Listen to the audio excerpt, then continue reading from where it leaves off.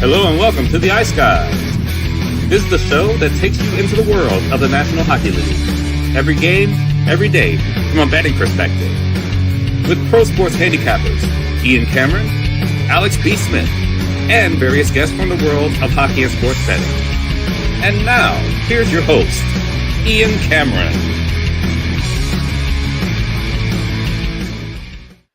Welcome to the Ice Guys. It is Friday, April 18th, and this is your Stanley Cup Playoffs preview edition of the Ice Guys as the playoffs start tomorrow, and we're going to hit it from all angles. Stanley Cup Series bets, player props for the series upcoming in the first round, futures, Conn Smythe, you name it. We are going to talk about it here on this edition of the show. Ian Cameron, Alex B. Smith will be joining me momentarily. He said just a few minutes. And Jack Hardigan is joining us as our guest today. Played goal, if I'm not mistaken, in the junior level, a little bit pro, but he's been a goalie coach primarily here the last several years, and he is with us now here on this special playoff preview edition of the show. Jack, just give the viewers and listeners just an introduction as to your background in hockey, just for a few minutes, so that they know your experiences there. Yeah, absolutely. Thanks for having me on. It's I've been listening for about a year now, so it's been good to get like to bed and stuff. So when I have the time and watch a lot of NHL hockey. So yeah, a little bit about my coaching. I guess I've been coaching professionally for the last 9 seasons, 6 years in Germany in the DEL and DEL2 level. And then this past season I was with the Glasgow Clan in the EIHL, which is the Great Britain Elite League. And before that I was in Denmark and Norway. And I played for 5 seasons over in Finland and various levels of that of their minor pro hockey. So yeah, I've been and I coach here back in Halifax, Nova Scotia. So lots of excitement here because we have a lot of Nova Scotians in action. We got Drake Batherson, Matt Highmore, Brad Marchand, who actually is part of our facility here. He works out at the gym I run here with his off-ice trainer owns the other half of our facility here. So big Marchand fans here. And obviously Nathan McKinnon is from our neck of the woods too. So yeah, familiar with those guys. So excited to see what they do this playoffs. So yeah. One sec. There we go. My mic's muted. Yeah, good to see you. Obviously out in Halifax, Nova Scotia. Of course, former colleague of the show and friend of ours, Andrew McGinnis, also, of course, was from Halifax, Nova Scotia. And he always brings up McKinnon and Crosby and Marchand and how he's proud of those guys. So I guess you feel the same way. And it's pretty cool that you cheer on those Nova Scotia boys, obviously, when they're playing in the show. You want Marchand, Crosby, Nathan McKinnon to do their best. Yeah, absolutely. I grew up playing with Marchand. He was on my team growing up through minor hockey, and played against Crosby before he moved up about 5 levels because he was only a year older than us. But he shot up the levels pretty quickly. But got to skate with them a lot in the summer back in the day, and yeah, so it was great to see McKinnon come up. He was a young guy when I was finished playing hockey, so it's great to watch him come up through here, and obviously they're big players now in the league, so it's good to see. Yeah, no doubt. Alex B. Smith now with us. And by the way, we had our chicken dinner Stanley Cup playoff segment, which turned into about a 1-hour segment. It was supposed to be 20 minutes, an hour, but I'm glad it was. I mean, it was a lot of fun. We thank Sammy P. for allowing us on the show. But Alex, you ready? I'm ready. Yeah. The Stanley Cup playoffs are here. Yeah, it's finally here. Like I said, you have to make sure to take care of everything before you get situated with the playoffs. But I was joking around in the chat. I didn't eat yesterday, and it's all time consuming, right? Like when you look at, we talked about how this schedule is laid out and these games from day to night throughout. But it's the most exciting time of the year, and this is, like I said, we talked about it on the preview yesterday. It's one of the most exciting first rounds that I can recall in a long time. I'm talking well before even being a handicapper, just as a general fan. I don't remember having this kind of a feel where you could really make a case for about 8 or 9 teams out of the 16 that can make a run to the Stanley Cup. Usually we kind of have an idea of, we know it's just been these same teams all year. We kind of know who's going to at least get to the conference final, get to, win the East, win the West. You can make, like, once you get to the second round, I was filling out my bracket earlier. Once you get to the second round, in the West, you can make a case for anybody. So that's going to make it. It's going to make our job a little more challenging, but it's going to make it a lot of fun, I think, to watch. This might be one of the more exciting postseasons we've seen in a very long time. I think so. And there's so many intriguing matchups and rivalries, of course, that we're going to be seeing here. Edmonton, LA for the 4th time in a row in the first round. Colorado, Dallas in the playoffs for a second straight year, head-to-head. The Battle of Ontario, Leafs and Sens. The Battle of Florida, Panthers and Lightning. Throw out the betting for a second. 100% agree with Alex. I mean, from an entertainment and viewing standpoint and a fan's perspective, there's a lot of matchups to just be salivating over for this first round of the playoffs. Jack, do you agree with that? How excited are you for some of these matchups? Yeah, absolutely. I mean, you got the Battle of Ontario, which we haven't seen in quite some time. That's going to be electric, and especially in the Ontario area. And then even the Canadians in Washington, that's kind of a classic matchup. You look back, the last time they played was the year that Halleck went on his run. And the Canadians made the conference finals. So, I mean, I think that's going to be a surprise series, because you're going to see Washington's obviously the heavy favorite, but the way Montreal's been playing and the way some of their players are kind of coming to the party now, I think it's going to be a lot tighter than what is anticipated, and that's one I'm definitely going to be zoning in on. So, yeah. No doubt. We're going to get right into it because we've only got Jack till the top of the hour. We might go a little longer than that with the show, but we got Jack till the top of the hour, so we're going to get right into it. We're going to just go in order of when these series begin. We haven't done – usually we go east first, west second, or vice versa. We'll just go chronologically in order of when each series gets going with Game 1. So with that in mind, we will begin with the St. Louis Blues and the Winnipeg Jets. This is the very first series to drop the puck. Saturday night, Game 1 in Winnipeg at 6 p.m. Eastern time. Current price has the Winnipeg Jets minus 220, a series favorite over the St. Louis Blues. St. Louis getting plus 180 here in this series. You know I love me some St. Louis Blues, and you know how much I've been loved this team down the stretch, the push they've put on to get into the playoffs, the St. Louis Blues, and just what we have seen, obviously, the great improvement in so many of their young players. You know, obviously we know some of the veterans. They've got a nice mix. They've got Braden Shen, their captain. Pavel Buchnevich has had a very good season. And then you look at the younger guys. Won't you be my neighbor? As I've always saying, Jake Neighbors for the Blues. He's been terrific. Dylan Holloway, who unfortunately is going to miss at least the beginning of this series, and I think it is a significant loss for the St. Louis Blues, no doubt. Zachary Bolduc, how he stepped up, how Robert Thomas has become such a lead weapon for this team, centering that top line. And good news on that front, Robert Thomas, there was some concern that maybe he'd miss at least Game 1, and he will not be, obviously, or he will be in the lineup, for Game 1 on Saturday against Winnipeg. So that's big news there for the St. Louis Blues as they prepare for this Game 1 matchup. On the Winnipeg side, this is a team that I'm going to talk about pretty much this same thing with the Toronto Maple Leafs. If you are that hell-bent on them not going far again, I find it's more you're getting hung up into what's happened in the past and not so much looking at the eye test and what we've seen from this team. What I've seen from a Winnipeg team is they've passed all tests, in my opinion, as far as their regular season performance. They have beaten a lot of their record against winning teams, playoff teams, is really strong. And, you know, that does matter at this time of year. They've obviously gotten great contributions from everyone, especially great seasons from their best players like Kyle Connor, Mark Scheifele, go on down the list. It's been very impressive what Winnipeg's gotten. Their blue line, you know, not enough people have talked about just how good the blue line. It was good last year. I find they've all taken another step forward this year.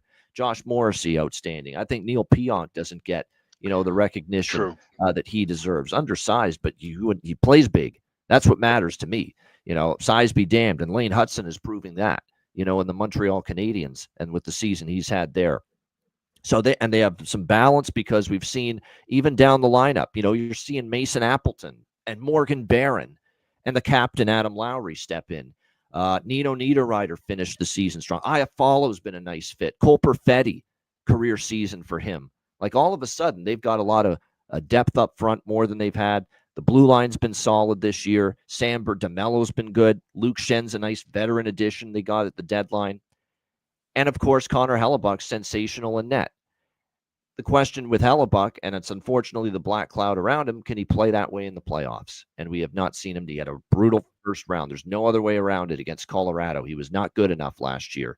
But has he learned from that? And is he ready to take another step and bring the Hellebuck that we see in the regular season, the Vezina caliber, Vezina form Connor Hellebuck, bringing that into the Stanley Cup playoffs? That is the question that is going to still be asked here in this series. This is not a series where I have made a move yet as far as the series price, but I am going to pick the Winnipeg Jets to advance and move on. As much as I've been impressed with the St. Louis Blues and the great run that they put together, I think when you look at it up front, they're going to be tested by this. This Jets team has been, among the best defensive teams in the NHL.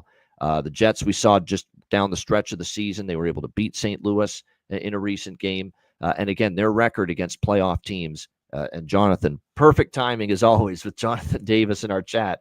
He's got the record of 15-9 versus just Western Conference playoff teams alone. I think for St. Louis, it's been a valiant run to get to this point and into the playoffs. They'd expend a lot of energy to do so.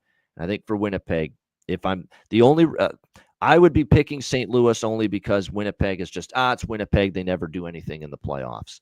I look at this team, and I've watched obviously a lot of every team this year, and it tells me they're ready for some playoff success. So I'm going to go with the Jets here in this series, but not much as far as series betting action for me with this particular one. Alex, what do you think here, St. Louis, Winnipeg? Yeah, the first bet that I actually made with this series was just the series to go 6 games at plus 200. And I just had that instant feeling like whoever wins this thing, it could be 6 games. And that's one of those things where, like I said, I always try to look and map out the series and then kind of almost work backwards. All right, if I feel like it's 6 games, now where's everything going to come from? Is it something, do I want to look for game 1 in the series? And in this spot, that's the thing. I'm wondering, can we get St. Louis to maybe get some momentum and carry over and maybe try to find a way to get them to win game 1? So I'm leaning toward backing St. Louis game 1 individually, but also taking that series parlay. I can get St. Louis to win game 1, Winnipeg to win the series plus 360. So those are the things that I'm kind of muddling on. But like I said, it's a matter of, can Hellebuck get over his playoff struggles? And the thing that you worry about is, I talk about it all the time with the goalies, especially in the modern NHL. And Jack, you can certainly chime in on this too. We talk about how most teams utilize the 1A, 1B system nowadays. You don't have just the steadfast goalie.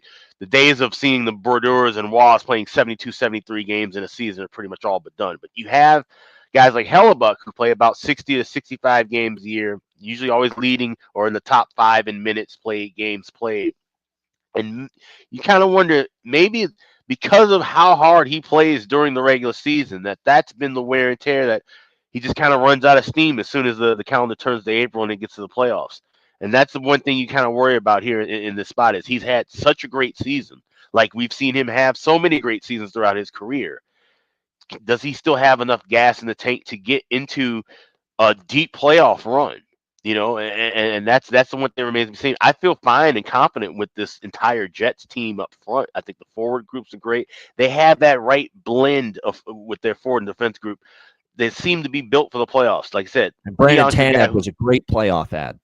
Right. Got to mention that. Yep. Neil Pionk, like I said, a guy who's undersized but plays big, plays with full of heart. As mentioned, Alex Iafallo also getting a contract extension. He's a playoff gamer type guy. They have the guys that you want in the trenches when it's tied 2-2 and it's double overtime and you need a win to get the series lead back. They have that grit. It's just, can 37 pull it together? Can he bottle up what he does during the 82 games and put it at least in 7? 14-21 down the stretch. That's the one thing. I like Winnipeg to win this series, but it really just, the X factor is Connor Hellebuck. If he can play like he's been playing, this should be, like I said, 5-6 games. If not, this maybe goes to 7th game and it gets a little dicey, because we know St. Louis, the pedigree, especially with Jordan Bennington, the guy who's been here. And I said, not just in this spot of being with a playoff team, being in the playoffs with St. Louis, but when you look at that team that won in 2019, it was wasn't almost the same, but it was damn near identical. Where you had a Blues team making changes, getting a new coach, needing that momentum, that kick in the ass to get into the playoffs in the second half of the season. So, like I said, if he's feeling himself, then St. Louis can make this a series. But I do like Winnipeg overall to win this one. So, like I said, I bet the series to end in 6 games, but more than likely we'll be leading with St. Louis to win game 1, Winnipeg to win series, which, of course, I'll officially have that tomorrow as we break down the game 1. There we go. Jack, go ahead. Your thoughts on the series and the goaltending specifically, since that's your area of expertise. This is a massive goaltending focus in this series here, and I think the biggest thing we got to look at here with Winnipeg is watching them all year long. They have an extremely defensive system. Like their defense and their goaltender all work together, and they're extremely strong defensively. They don't make a lot of mistakes. They let Hellebuyck play deep, and they let him see the puck. I think in the past with Hellebuyck, where he struggled is when playoffs happen, there's a hell of a lot more tips, traffic, and deflection. And the way Hellebuyck plays, his system, he plays a foot off the goal line, and he pushes and leans into pucks. He plays deep. And as a goaltender, when the playoffs come and there's a little bit more traffic, a little bit more guys, a little bit more crazy plays, like pucks are bouncing, and there's just a lot more, there's just that extra intensity. That's when these goalies that are playing a deeper system and a little bit calmer tend to have a little bit more struggle. Can Hellebuyck turn that around? Absolutely, because of the defensive structure that's in front of him, and he's got a system. A little bit easier to pre-scout for against goalies like that. And I assume that St. Louis will be absolutely trying to do that. They have a great goalie coach there, Dave Alexander, who won the cup with Bennington when they turned it around. And obviously this is a rematch from the Four Nations, and you could see that on display from those two goaltenders there head to head. Bennington, with his experience, he is going to elevate his game. He's a lot more aggressive. We saw that in the Canada final.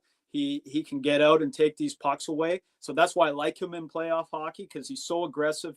He takes pucks away, and he's got that extra asset of being an exceptional puck handler. So he's out and active. He's confident that way, and he's dialed in. He's laser focused. So I think St. Louis right now, they're a little bit more. I would say they're a little bit more battered going into this. They had that huge run, and I feel like the last few games they've played, they're starting to tire a bit. So we'll see what kind of energy. But I like your take on game 1. St. Louis coming in. I feel like St. Louis is playing with their house money, right? Like they don't have the pressure. I feel like Winnipeg's got a ton of pressure on them, and there's going to be nerves for sure, because everybody's got those questions about the team. But I mean, overall, I think Winnipeg's in a 7-game series is going to probably take it. But I love St. Louis, and I'm a big Bennington fan. He actually was very nice. He was our X Trackers, a product we made, and he was the first guy to even test it in 2019. His vision training product. So yeah, I love Bennington. I gotta go with cheering for St. Louis, but hopefully they can pull it out. But I would say Winnipeg's probably going to take this one. There you go, Winnipeg in the series. And like I said, the only thing, I have not bet anything in this series as far as at all. Series prices, Conn Smythe, nothing yet. But I am kind of interested in Cole Perfetti at 20-1 to be the series leading goal scorer. I could see that. I think there's good value. Now, again, if there's Connor and there's Scheifele and there's on the Blues side, Kyrou and Buchnevich and Robert Thomas. But I think Cole Perfetti at that, it's dropped 16-1. We're still a very good price, in my opinion, at FanDuel. I do not mind looking in that direction as far as I'm concerned, because I like the way he finished the season, really finished strong offensively. I think there's value in that number and that price with him. And we'll be talking about this throughout this episode. Shop around for everything you're looking for, because right now at DraftKings, when you're talking about Cole Perfetti leading goal scorer, 20-1. 20-1. There you go. So yeah, you got to shop around. This is the time where if not the biggest DraftKings fan, but still may have to. That's what I'm saying. Yeah. If you haven't opened certain accounts this year, because I had a couple people messaging me about some specials and things they found at Fanatics, which is not really one of the bigger named books, but if this is the time to maybe take advantage of some of those sign up deals and different things, just to have a book, even if you're putting in just 50 or $100 to give you a different option and the best price available. Even if it's just for one prop, I'm going to open this account at one book because you're getting a difference. If you're betting $100 and you talk about 16 to 1 to 20 to 1, okay, you're leaving money on the table there. So don't do that to yourself. Definitely have multiple options available at your disposal. Yeah, this no doubt. So interesting to see how it plays out. Shopping around for the best number, best price, very important. All right, the other series beginning on Saturday, it's Colorado and Dallas. Look at this price. It has definitely skyrocketed because this opened as low as minus 120, minus 125. Actually, minus 120 is where it opened. We've seen pretty much a 50-cent move toward the Colorado Avalanche in this series. Minus 170 as a series favorite, despite the Dallas Stars having home ice advantage here in this first round series. And look, there's not many teams that finish the season in a worse downward spiral than the Dallas Stars. There's no denying that whatsoever. The 7-game losing streak, the defensive shoddiness that we saw from them, shoddy defensive play, struggling in their own end, not the best from their goaltenders, including Ottinger. Obviously, look, part of the issue was complacency, and they had locked up their seating and they had locked up their position several games ago when they knew they weren't going to catch Winnipeg for first place in the Central Division. That being said, when they had the chance to catch Winnipeg for first in the Central, they laid an absolute egg at home and they got shut out by the Jets. What was it, 4-0 late in the regular season against Dallas. So, like I said, it's a Colorado team that I get it. There's a lot of people that have kind of given up on Dallas, and I understand the reasons for it. They didn't play well down the stretch, and now this unfortunate circumstance of Jason Robertson getting injured in the final game of the regular season, a game that didn't mean a damn to Dallas against Nashville. He gets injured, and he's out week to week now, according to head coach Peter DeBoer. I mean, just absolutely horrendous news for the Dallas Stars. So there's a lot that you got to worry about with them and whether they can flip the switch. That's what this boils down to. Do you believe Dallas can flip the switch or not? If you don't think they can and Colorado's too much for them, then Colorado, you're definitely going to think they're going to win the series based on how poor Dallas looked down the stretch. If you do think that in spite of the concerns and the bad play down the stretch and obviously missing Jason Robertson to begin these playoffs and still without Miro Heiskanen for at least maybe this whole series, but at least a good portion of it, they're expecting Miro maybe round 2, if Dallas is able to get there. If you're concerned about all that, you're going to bet Dallas or Colorado in this series. And you probably already have. But I saw the opening number, and I'm like, yeah, it's a fair number. It's a fair price. I get Colorado being favored here, and there's a good chance they can win this series. But now that it's climbed to minus 170, I'm going to be the man on the island here and give a reason to bet Dallas at this price, which I have. They still have incredible forward depth. They've got proven guys at this time of year that have been very good in the playoffs. They have just got Tyler Seguin back. We know how good that line of him and Marchment and Duchesne was. We'll see if Peter DeBoer elects to keep it together. Yes, Robertson's a big loss, but if you remember back to years past, Robertson's not always been the best playoff performer, for the Dallas Stars in years past. So, they will miss him, but there's been other guys that have been more impactful in terms of their playoff run. Mikko Rantanen, it's been a slow, gradual start to his career with the Dallas Stars, but he gets to play his former team. There's going to be certainly a lot of enthusiasm there. No question about that. The blue line is obviously where the concerns are because you look at this blue line, they didn't finish the season strong. They've asked a lot from Thomas Harley and Esa Lindell and Cody Ceci, guys like that, to pull the load and play more minutes, and it looked like it kind of wore them down late. No question about that. But at the end of the day, even with Jake Ottinger's ups and downs, this is a guy that's taken his team to the conference final 2 years in a row.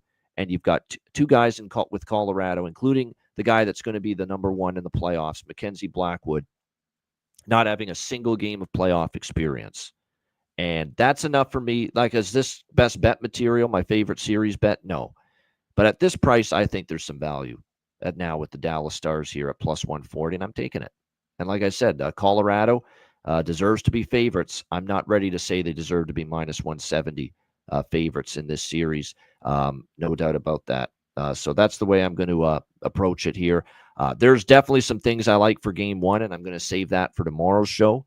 And if you actually listen to the Chicken Dinner show, you already know that there's something I like quite a bit here with game one of this series. But I think now the value shifted to Dallas just a little bit. Alex, what do you think here with this one, Avs and Stars? Perusing around the different props that I'm seeing in this series, and this is one that's interesting. Like I said, we saw this line open up at a pick and price, and now we've seen a heavy move toward Colorado, and it makes a lot of sense. We kind of predicted this too, even just talking about in the final days of the regular season. We said, oh, well, everybody's going to be in love with Colorado because of how bad Dallas looked at the end. And I get it. We always talk about teams that limp into the playoffs. This is certainly the worst we've seen. I saw a chart on NHL Network yesterday. It said the last team to win a Stanley Cup, having a losing streak 4 more games, go all the way back to 2015, the Chicago Blackhawks. And I vividly remember that saying on any program that I could get on that this Hawks team did not look good, and they proved me wrong, actually getting themselves together. And it was a rocky first round series, if you remember that, against Nashville, where they had to get their backup goalie in Scott Darling to save the day. So maybe we see something of that nature. This is one where I don't want anything as far as the series price pregame goes, because this is one where I think you can grab chance. If you like Colorado, I think you still might get a shot to grab that plus money, because I like this series to go at least 6 or 7 games. So this is one where if I'm looking at series prices right now, just 6 and 7 games, regardless of winner, I have those in pocket small. But this is one where it definitely would qualify with the 6-game, 7-game stack. Now, because of the price switch now, where we're seeing a heavier favorite of Colorado, I have to bet this a little differently. But the way that the give an overview for those of you who joined and didn't catch on this last year, how the 6-7 game stack goes is that you take one unit and split it into 4s, and you bet Colorado to win the series 4-2, Colorado to win the series 4-3, Dallas to win the series 4-2, and Dallas to win 4-3. So basically, if you're tied 2-2 in the series, you're ensuring yourself a profit. This cashed in about 4 series that I bet on last year. Throughout the playoffs. This is something that I've just been kind of working on the last couple of years, and this is definitely a series that qualifies for it, but I haven't officially played that just yet. It's another series where I've already made that move. We'll talk about it later on, but that's the way that I'm kind of seeing this. It's going to be a long, drawn-out series.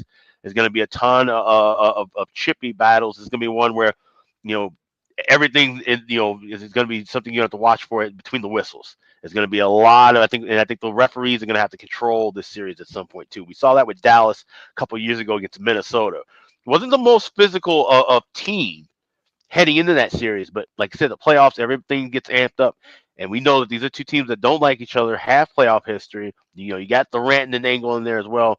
I think that's going to really be the key in this series, is keeping your head on your shoulders, staying disciplined. You can't give a team like Colorado a ton of chances, into the power play. You can't give a team like Dallas a lot of chances in the power play. So I think special teams is going to be the major intangible that wins this series, but I expect a long series. So I'd be looking at 6 games, 7 games, and more than likely we'll be jumping in on that stack as well. All right, Jack, what do you think of Colorado, Dallas? And an interesting goaltending matchup, Jack, for you to break down here, because you've got Ottinger with proven playoff experience and not a game of playoff experience for Mackenzie Blackwood.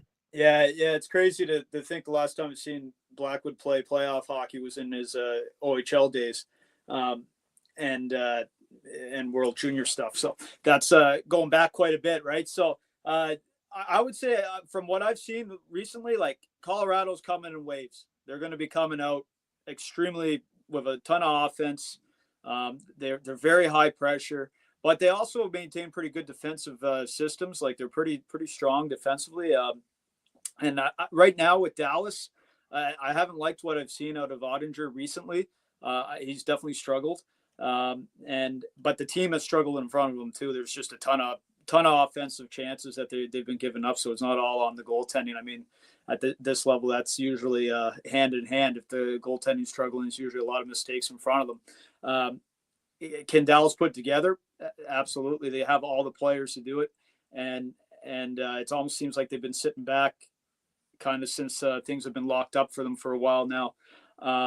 But I just don't see them getting past Colorado with the way McKinnon's been producing and some of their other supporting casts there, like with McCarr and all that. I just don't see with that offense going. It will be really interesting to see how Blackwood can handle playoffs. I mean, I know personally he's a gamer, he's a competitor. He's been successful in playoffs not in the NHL.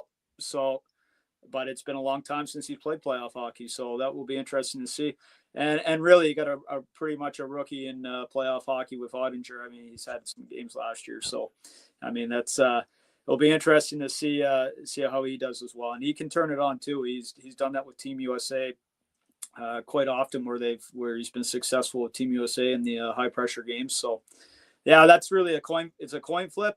But I would say absolutely you're going to see probably the Avalanche in 6. I would say Avalanche in 6 for sure. I think we'll see Gabe Landeskog at some point in this series. I'm not sure it's going to be game 1. I'm not totally sure about that, but I would not be surprised if we see him at some point in this series, no doubt. How wild is that? That we're talking about the depth where a guy like Gabe Landeskog can come back and he might be on the 4th line. That's just how damn deep this team is right now. That is, it's damn deep. You know, like I said, I watched his game in the AHL the other night, and he looks good, and he'll produce, and I think he's going to be a catalyst for the team just in terms of being the leader of the team and that motivation coming back. I think you're going to have a lot of that. That's an emotional thing that could spur them, Colorado. Definitely. All of a sudden, here's Landeskog playing, and everything he's been through, and win one for the Gipper mentality takes over. Keep in mind, the guy hasn't really been around since they last won the Cup. So that's a different kind of motivation. We always talk about the motivation of getting a player back from an injury, like, right after the trade deadline or, at certain points throughout the season. For Nathan McKinnon to see his old line mate, Gabe Landeskog, in the locker room for the first time since the last time they were hoisting the Stanley Cup as you go into the playoffs, that might be just a little bit extra pep in the step, certainly within the series. No doubt. Like I said, very, very interesting. This is all about what Dallas can do to flip the switch. Can they do it? Yeah. That's the biggest question. And if they can do it, is it enough to win this series? That's going to be something to watch moving forward. All right, next up, we've got the New Jersey Devils and the Carolina Hurricanes. Carolina minus 280, series favorite here. This one starts Sunday afternoon at 3 p.m. Eastern time with game 1 down in Raleigh. This is another series. No pre-series bet much for me in this one.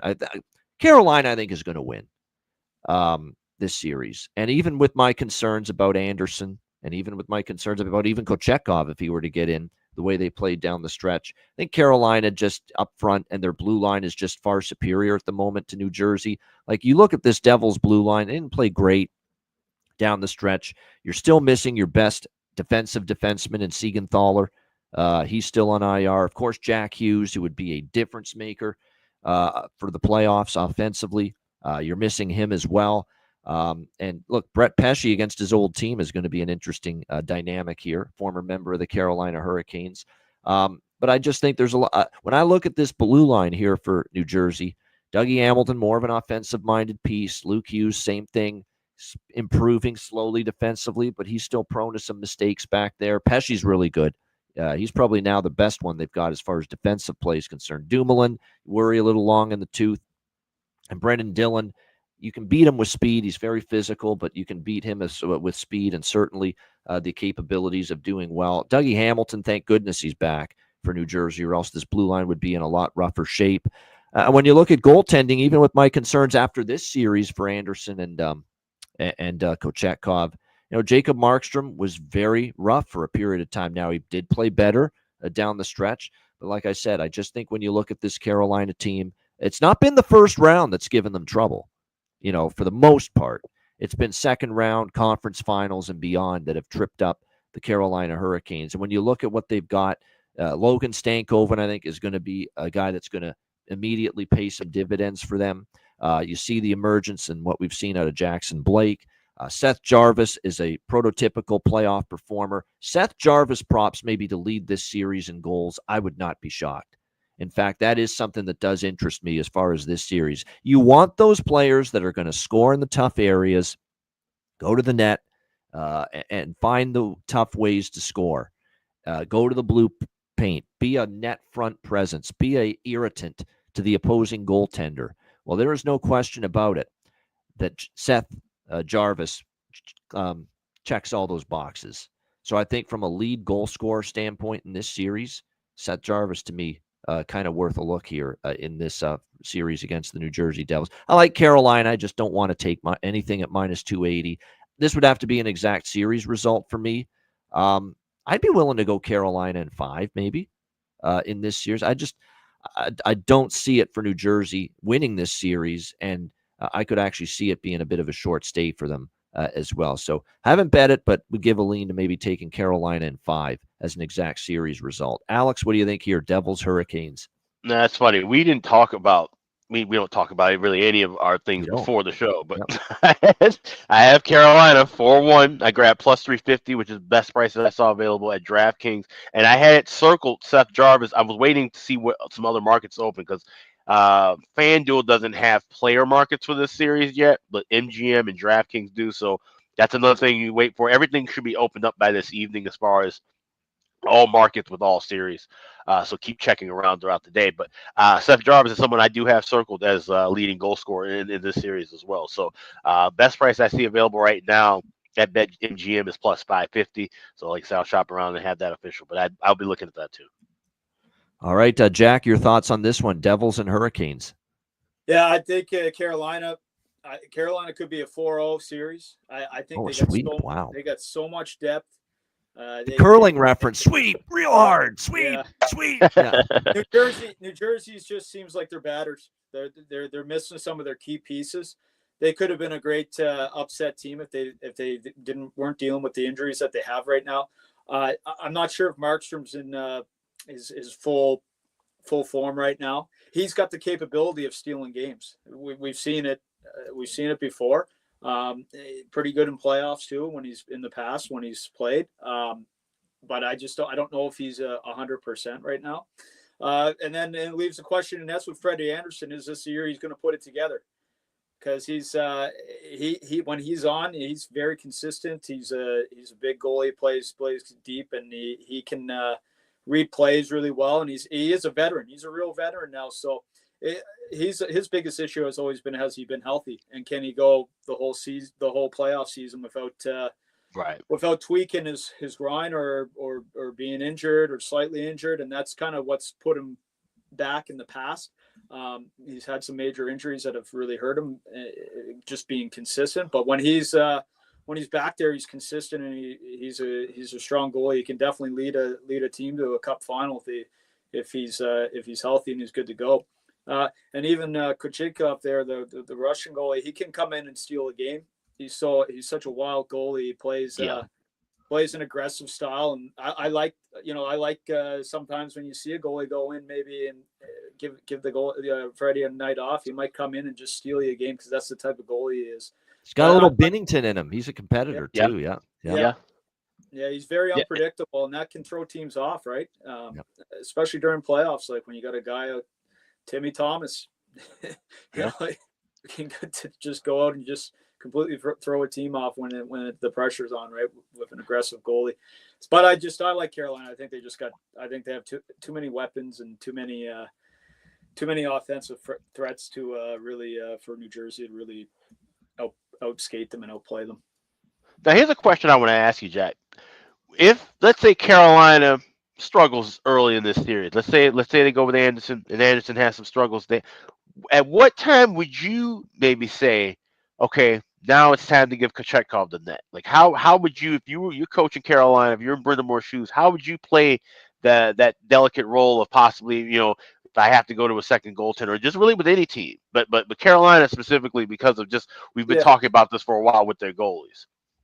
Yeah, I would say it's after 2. If they were down 2-0 and Freddie was average in the 2 games, I'd be throwing him in there for sure.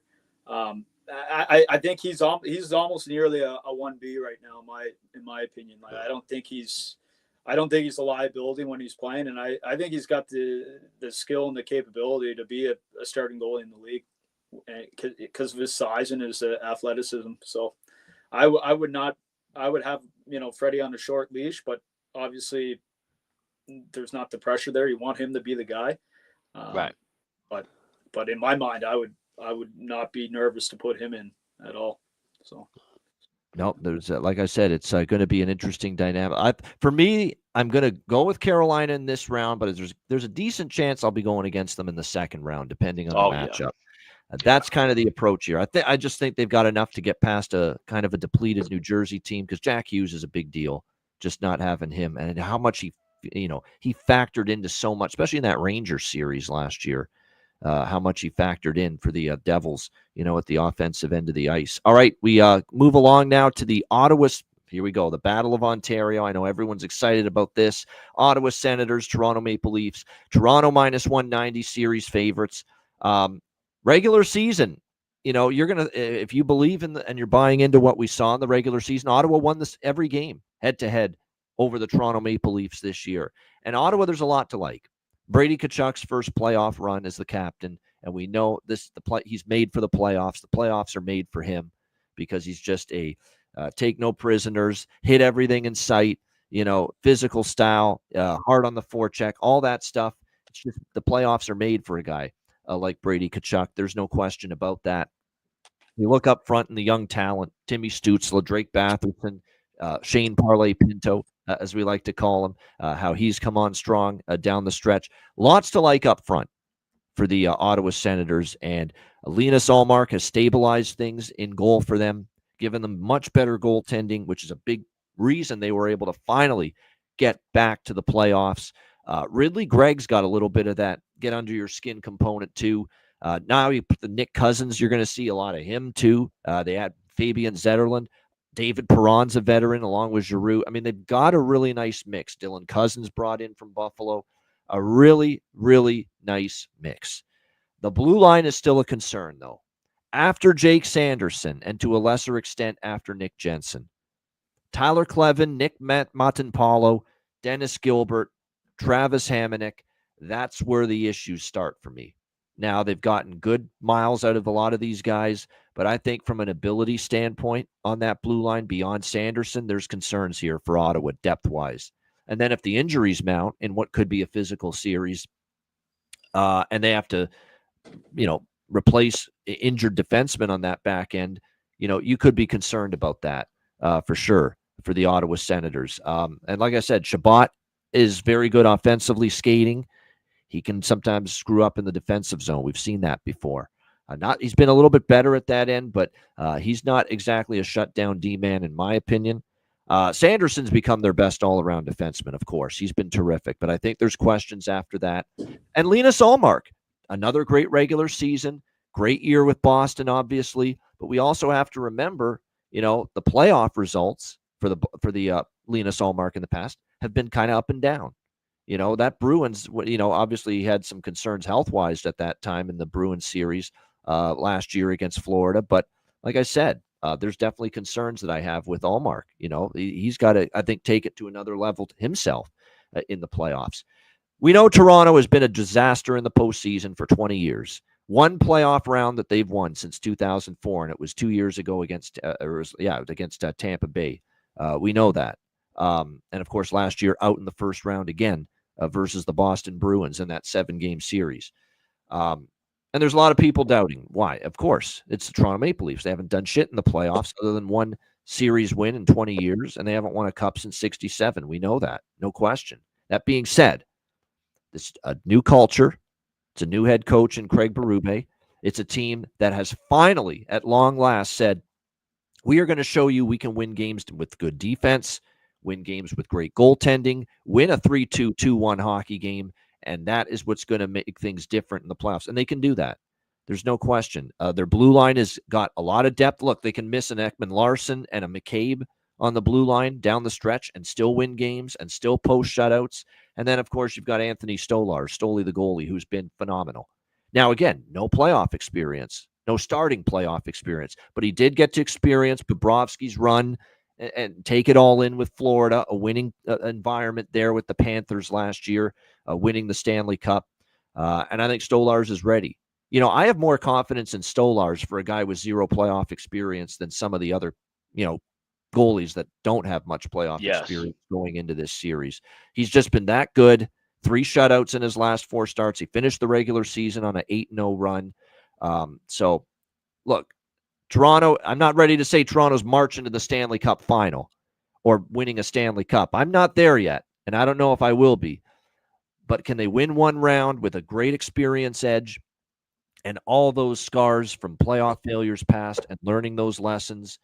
I think they can. I like Toronto in this series, and I'm going to take Toronto in 6. I think they win it in Ottawa because Ottawa's not going to have much of a home ice advantage. The Leaf fans are going to swarm that building like they always do, the Canadian Tire Center. They're going to make it more of a 50-50 environment as far as the percentage of fans for those 2 games in Ottawa, and I think that's where they'll wrap it up. I think Toronto will win it in 6, and they'll get it done in Ottawa in that 6th game. Alex, your thoughts here? But it's great for hockey. And it's great for the NHL and for these 2 fan bases to have the Battle of Ontario back for the first time in 21 years, Alex. And, as an American, we like to always poke fun about the Stanley Cup's been here in the U.S. 31 years and all that. But like I said, it's better when you have battles like this in the playoffs. It's great when you have, obviously, Toronto in the playoffs. Well, whether they show up long term, of course, that's the question. But it's great to have Ottawa back in the playoffs. We'll talk about Montreal later. It's fantastic to have them.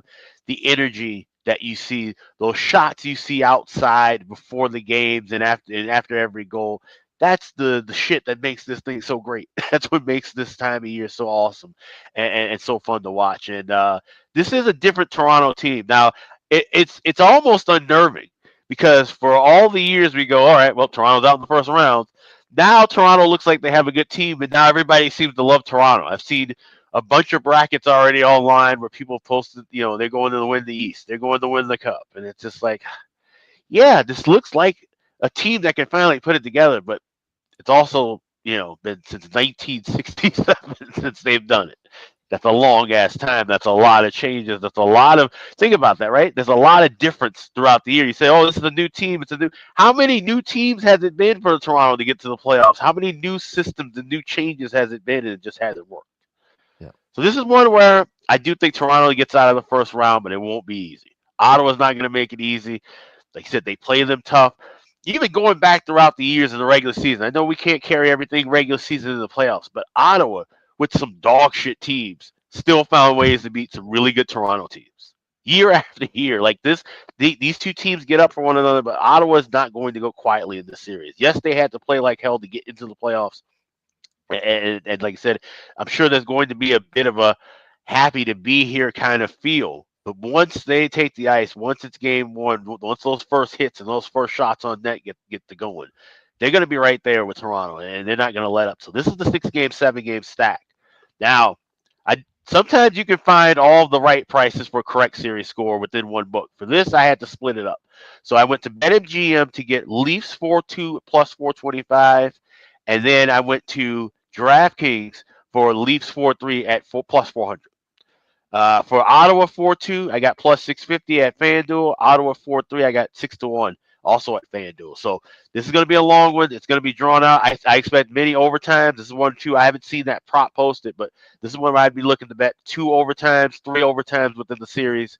Those will be smaller sprinkles as well. But, yeah, this is going to be a lot of fun, a lot of heavy hockey. And I'd be careful backing whoever wins this series in the second round because I think this could be one of those series where, you're gonna lose a pound of flesh getting out of this round. Yet they're going to be playing an opponent in the next round that could also lose a pound of flesh because it's Battle of Florida opponent for the winner of this. Yep. Yeah.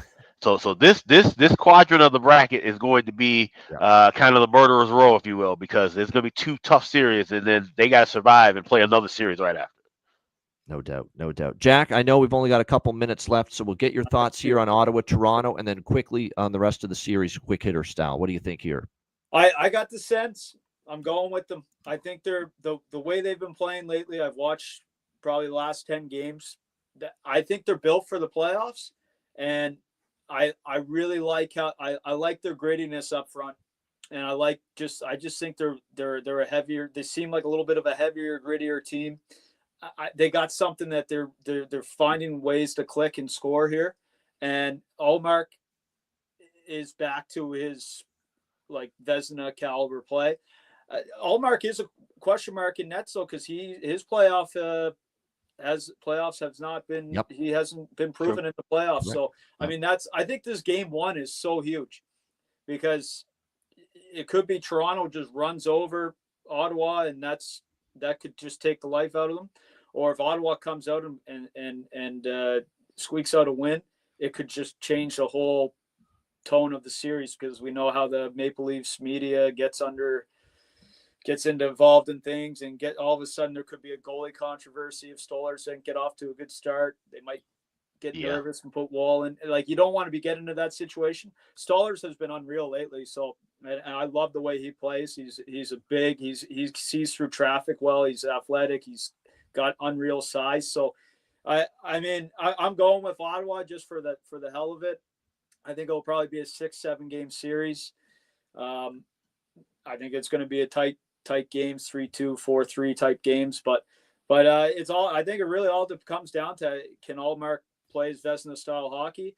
He has been the last 10 or 11 games that I've seen him play. Like, he's been absolutely dialed and back to what we saw when he was in Boston. So that's it is a coin flip, but I like the way Ottawa's constructed up front.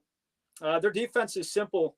They keep it simple, right? They keep it simple. They don't have a lot of offensive defensemen and all that stuff, but they do play very sound defensively, and that's not a lot of mistakes out of them, actually. Not a lot of mistakes. They keep it simple, and they kind of work as a unit. So it'll be interesting. Yeah, it's going to be interesting for sure. And like I said, if I'm Berube and the Leafs, I forecheck the hell out of that D, make them work, because I think you can really forecheck them and really have some success. Because like I said, I think the bottom pairs on D for Ottawa are a little bit suspect. So use that hard, heavy forecheck game if you're Toronto on them. I think you're going to have some success. All right, we know you're on the clock, so just quickly, just a few words on each remaining series. Jack, Minnesota, Vegas. I like Vegas. Vegas. They've kind of rolled through this season. It'll be interesting to see them playoff hockey, but I think they got a lot of depth. I like Aiden Hill. He's been solid all season. Never know with Minnesota what they're going to bring. They just never seem to really put it together come playoff time. I just don't think they have the same depth that Vegas has or experience. All right, Montreal, Washington. All right, I'm a Habs fan. Have been since I was a little kid, so I love Montreal. Go with your heart, yeah. Yeah, and but I honestly though, Washington's been kind of, after the Ovi goal record, they haven't been playing the best hockey. Be really interested to see how Logan Thompson does. He did do well in playoffs when he was with Vegas before he got injured, and when he jumped in there, and he's had an incredible season. I still think, though, the one thing that I'm nervous about is Montembeault. He's consistent, but he's a very predictable goalie. He plays deep, and he gets sometimes when Montreal gets a little scrambling in their own defensive zone, I find teams do figure him out. He's in his RVH on his knees a lot, gets beat short side, far side, and high probably too. Yeah. And you see those cracks sometimes with him. He has battled back, and he's been consistent and found ways to win. But I honestly wouldn't be surprised if you see Dobich in there. And there's a little bit of that. I kind of feel like what hasn't he done this season to not earn the net? His last game, he almost had a shutout against Toronto. It was unbelievable. And he went on that run when he first came in. He's really only had 2 games this year where he has looked like an AHL goalie or struggled a little bit. But I like the idea of maybe seeing him going on a run, just like him being a Slovak, just like Halak did back in whatever year that was at Halak. Jaro Halak in 2010, I think it was, against Washington, pulled the big upset. So maybe Montembeault will have some of that in him. All right, Edmonton, Los Angeles, Jack. Oh, I like Edmonton. I like Los Angeles too. Los Angeles has been playing good hockey, but I think we'll see Edmonton. I don't see. Second round is going to be the issues for Edmonton. So, and again, Skinner. We got to see what we'll Skinner see about Skinner. Yeah, exactly. That's going to be key because, like I said, he didn't play a lot down the stretch. A more up and down year for him. Great in the playoffs last year, certainly, especially once the second round and beyond. He really locked it in because remember he got sat down in the Vancouver series. Then he came back and he played well after that. how will he play in that round? And Battle of Florida, Jack, Florida, Tampa Bay. I love Florida. Marchand's on the team, and Bobrovsky, a massive fan of Bobrovsky, own a little bit, and he's an incredible guy and an incredible goaltender. But I think right now Tampa Bay's got the edge. That would be a good bet to go with Tampa Bay. They've been playing unreal, and Vasilevsky's taken his Hart Trophy form again, and Conn Smythe, whatever he's done, he's Stanley Cup form. I feel like he's back, and Tampa Bay's been playing electric hockey. So I think Florida's starting to see the cracks in their game a little bit. Long after their 2 playoff runs, I think they're getting a bit beat up too, right? So I think you might see Tampa Bay actually surprise some people and knock Florida out there. That's a very fascinating series. All right, Jack, great stuff. We know you got to run, but before you run, Stanley Cup final pick, and who's your Stanley Cup champion? Oh, who did I have? Let me look here. I had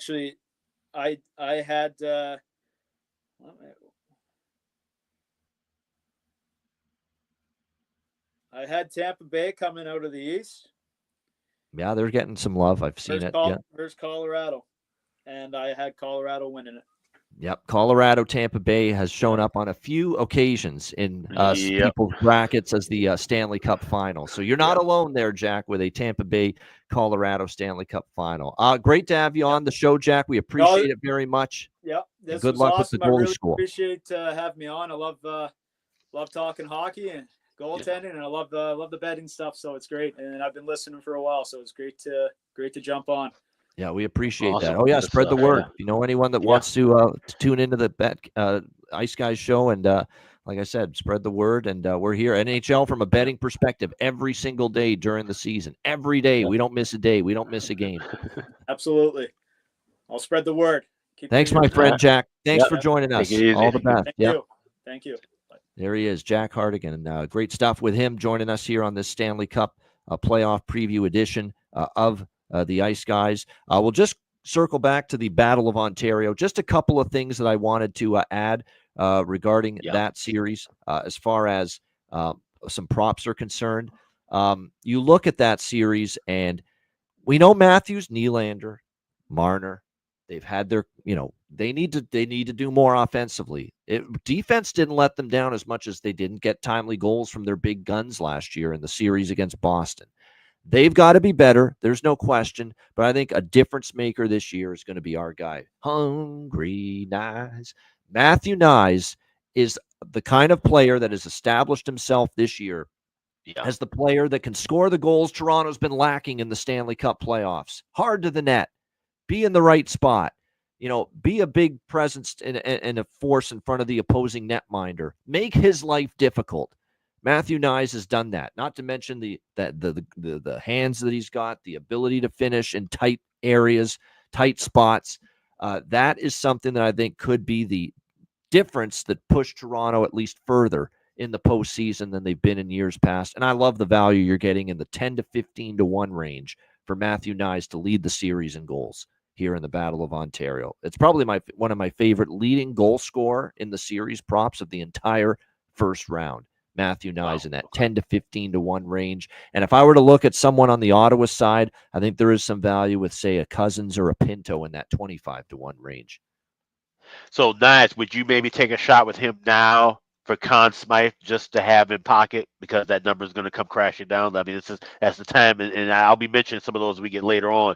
There's about 5 or 6 players I have circled that I'll be grabbing Conn Smythe prices for now, thinking that they could be around, and those prices will not be. I think the Conn Smythe Trophy category for Matthew Nyes is worth a look, in my opinion, as well, along with Anthony Stolarz, which I think almost 100 to 1 is what you're seeing with Anthony Stolarz for Conn Smythe. If Leafs go far, he's going to have a big hand in it, in my opinion. His goal, you're talking about a guy that's had 3 shutouts in the last 4 games and 8 straight starts that he's won entering the postseason. So, like I said, those are definitely 2 on the Leafs side that, from a Conn Smythe standpoint, Nyes and Stolarz, I'm interested in both, and Nyes to lead this series in goals. All right, Minnesota, Vegas. Vegas Golden Knights minus 250 here in this series against the Minnesota Wild. this is a series where I'm probably going to go with an exact series result. And I'm going to go with probably, and I know Alex is probably going to co-sign this, Vegas in 5 makes a lot of sense. I haven't bet this yet, but I honestly think this could be a quick series. I mean, the Minnesota Wild are not a team that's had much playoff success. They are a team that obviously had, a lot of injuries throughout the course of the year. Now, they're going to be as healthy as they've been in quite some time. And, of course, they got Kaprizov and Eriksson Ek back down the stretch. But the Minnesota Wild their game has just not been conducive to the postseason. And now they've got to play a Vegas team that is going to play that hard, heavy style. I know, obviously, down the stretch, they had their own injury issues entering the playoffs. We'll have to see who's back, but I think that they should have Hurdle back in the lineup. Jack Eichel's fine. They were just resting him due to precautionary measures down the stretch for the Vegas Golden Knights. Noah Hannafin's going to be fine. He was just banged up a little bit. So, like I said, Vegas, they're going to be all hands on deck as well going into this postseason. And I think when you look at this Vegas team as well, while Eichel, Stone, Hurdle are their big offensive weapons, don't sleep on Nick Waugh on the fourth line. Don't sleep on William Karlsson or Riley Smith, who has started to get some of his game back now that he's back with the Vegas Golden Knights, where he played his best hockey. And, of course, Dorofeyev, who has become a legit sniper for this team, playing on that second line. You still like that blue line? I do, with Shea Theodore, Noah Hannafin, Zach Whitecloud, Braden McNabb, Nick Hague, and Alex Pietrangelo. It's a really, really solid blue line overall for the Vegas Golden Knights, and it's one that, the Minnesota Wild, I think, are going to have a difficult time matching it. And if this is the physical series, I think it will be, certainly from the Vegas standpoint. Can we trust Jonas Brodin to make it out of it healthy? Can we trust Jared Spurgeon to make it out of it healthy? Those are the big question marks. Zach Bogosian, his best days kind of behind him. Now, John Hines in practice had Zeev Buium, the great player out of Denver, the Pioneers, great defenseman. He's going to have a great career. It's looking like he might suit up and make his NHL debut in Game 1 of the playoffs. It could go well. It could be a disaster because he's a talented kid, but throwing him in to the hot fire, of the Stanley Cup playoffs and having his first ever National Hockey League game be a Stanley Cup playoff game, Game 1 against this hard, heavy Vegas team, boy, oh boy, oh boy, that is some big responsibility that you are asking of this young kid. So it's a bit of a roll of the dice for John Hines to do this, but he obviously feels the dynamic elements of Zeev Buium on that blue line make this a better blue line overall for Minnesota. The only concern I have is, does this work? And does putting a kid like this in his first, and does putting him into the lineup for his first NHL game in the Stanley Cup playoffs, is he ready for it? Because, again, as great as he was in college, this is a different animal. I would have loved to have seen Zeev get a few regular season games and some time playing regular season hockey before just assuming he's going to be a huge difference maker and impact player on the blue line here in the Stanley Cup playoffs. And so I think it's a risky move by John Hines, but obviously he's the coach. He's supposed to know his team and have the pulse of his finger on the pulse of his hockey team. He feels they've got a better blue line and a better chance with him in there. We'll see how it goes. Alex, what do you think here? Minnesota, Vegas. Well, here's the thing with Zeev Buium. I'll just start off with that.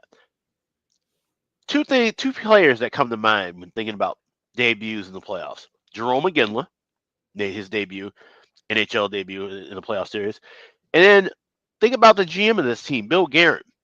Now, he played 5 regular seasons his rookie year, but then he jumped right into the fold in the playoffs, 91-92. He scored 3 goals that postseason, that first round. So I'm thinking maybe he's feeling like, this kid played great hockey at Denver, just finished, in the playoff race. He can kind of catch lightning in a bottle. It may be a little bit of a spark and something different that this Wild team needs going into, because you look at how things were in the second half of the season. This was not a playoff team. Simply put, the Wild did not look like a playoff team in the second half of the year. Everything we said in the season preview came to fruition.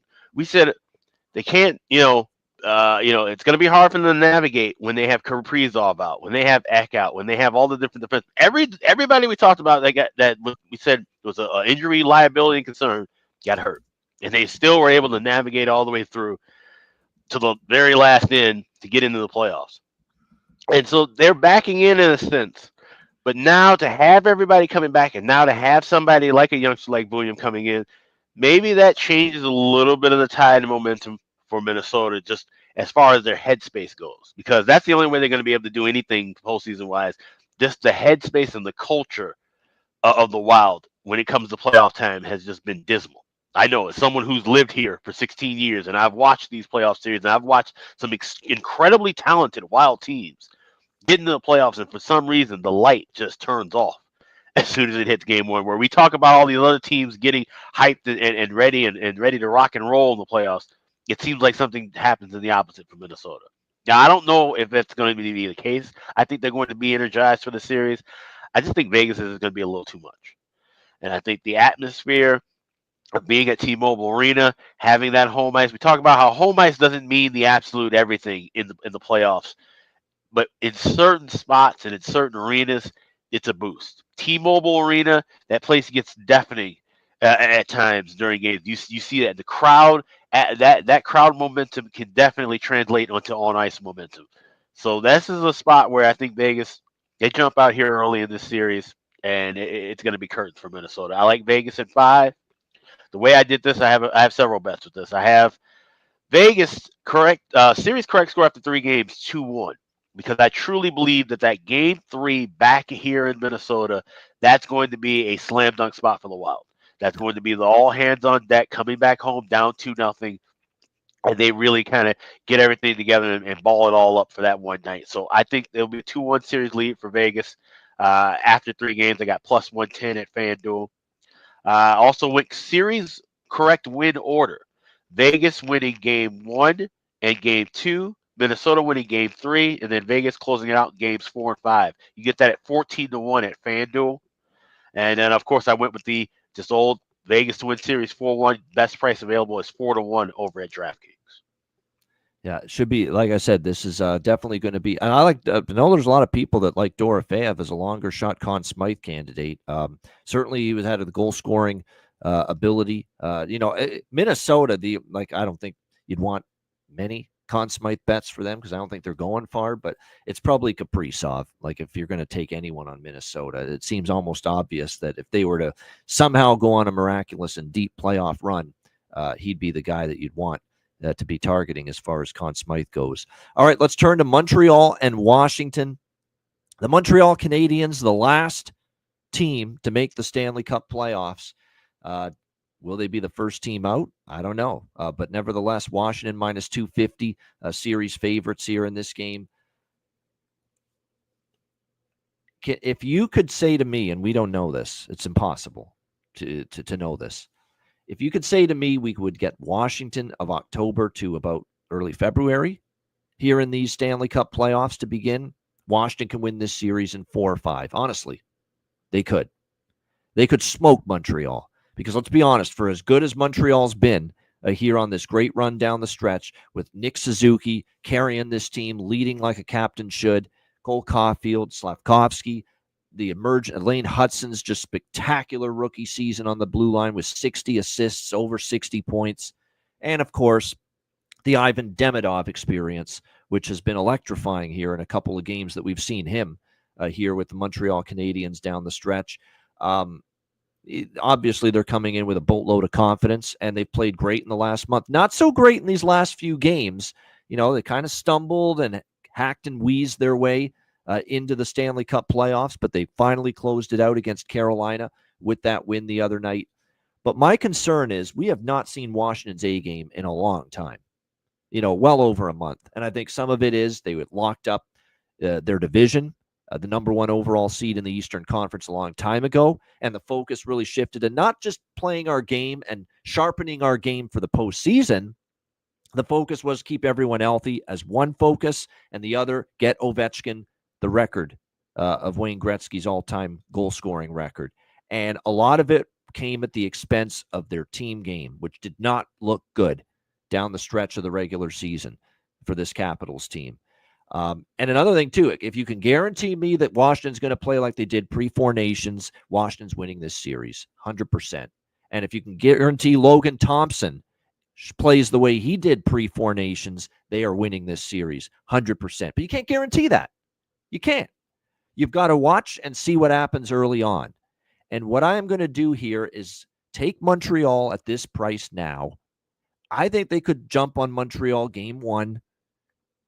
And really take advantage of a Capitals team that may need a game or so to get up to speed and get their game back. But I find that the moment Washington finds their game in this series, if they find their game, that's when the series could turn and they could still come back and win it. Because if you look at this Montreal team, they've kind of been a front-running team this year. Whereas, when they're on a roll and they're playing great, it's fantastic. But then everyone was saying, oh, they're making the playoffs with about 2 weeks to go, a week and a half to go. Look at the run they put together. Oh, they're definitely making the playoffs. And then all of a sudden, they stumbled down the stretch to the point where Columbus was right there for a period of time to maybe overtake them in the last few games. So I find it's kind of a Montreal early in the series and Washington later in the series kind of approach for me. So I'm going to lock in the plus number and the plus price with Montreal. And plus, they could win the series, Montreal. I'm not saying they can't. But with this is definitely one of these deals where I'm going to take Montreal now at the current price. But if I ever get Washington plus money later in the series, if Montreal kind of gets the upper hand early, as I think they might, I will lock in Washington at plus money at any point and see if I can get plus money both sides in this series. That's kind of my approach that I'm going with here when it comes to the Habs and the Capitals. And Montembeault we like, but it's his first playoffs as well. Not just Logan Thompson's as a starter, but Samuel Montembeault as well for the Montreal Canadiens this year. So let's see how that goes for him. This is a new experience for a lot of the Habs, obviously, being in this postseason sometime. That said, Washington had so much discombobulation in their team game, Alex, that I think it might take a game or two for them to get warmed up. So I'm going to take Montreal pre-series. It probably will be on Montreal game 1 looking ahead to Monday night. But I think as this series goes on, if Washington starts to find their game, let's say they're down 1-0 and tie the series 1-1, or maybe they go down 2-0 and they can go to Montreal still and I think get back in it. There's going to be a turning point at some point and you're going to get a better price with Washington, and I'd be interested at that point because Montreal has kind of shown we can play well and we can take the lead, but we can let a team back in as well. That's kind of the way it went with their push to finally clinch that playoff spot down the stretch. Something to keep in mind. Alex, what do you think here? Habs Capitals. I think this is going to be a fun series. I think this is going to be a goal fest of a series. And this is one where it's funny. I would look, and I have circled both Sam Montembeault and Logan Thompson as guys that you would certainly want to have tickets on for Conn Smythe. I wouldn't bet these now, because I think this is going to be such a back-and-forth series with goals that they're both technically going to look bad in the eyes of just how goalies are looking in the playoffs, and you'll get better value on them. We've seen this happen at times where if you like looking at goalies, don't always have to jump on them right away. Forwards, you want to jump on a little bit further because you get goals, and they're not going to take the goals away from you. You can have a bad game after scoring 2 goals, and your odds are still going to look good, if not go up. Where a goalie has one bad night, all of a sudden he goes from 50-1 to 200-1. So you see some wide variances in the first round. But with that being said, I do think Washington will find enough here to win this series. And like you said, I think it's because of the fact that Montreal's been playing playoff hockey already. I like them to win game 1, but I think Caps will have enough. This is a team that I feel like, based especially on how they did last year, getting swept, game 1 will be a punch in the mouth for them. And that's when they come back. I'll be looking to bet them game 2. So this is one where definitely check with Patreon. And those of you who are clients of me, check. I will more than likely have this mapped out with the series correct, game by game. But I haven't done that part yet. What I do have is Washington. Like I said, Montreal to win game 1, Washington to win series, plus 340 is what I grabbed with that pre-series, and then everything else will just be kind of just moving in game by game. But I think this is one where, like I said, the Habs might have just run out of steam. It's been a hell of a season. It's great to see them in the playoffs. Like I said, it's going to be so much fun watching them. I think game 3 is going to be their really big time game for them. Game 1, game 3 are the 2 spots where I like the Habs money line.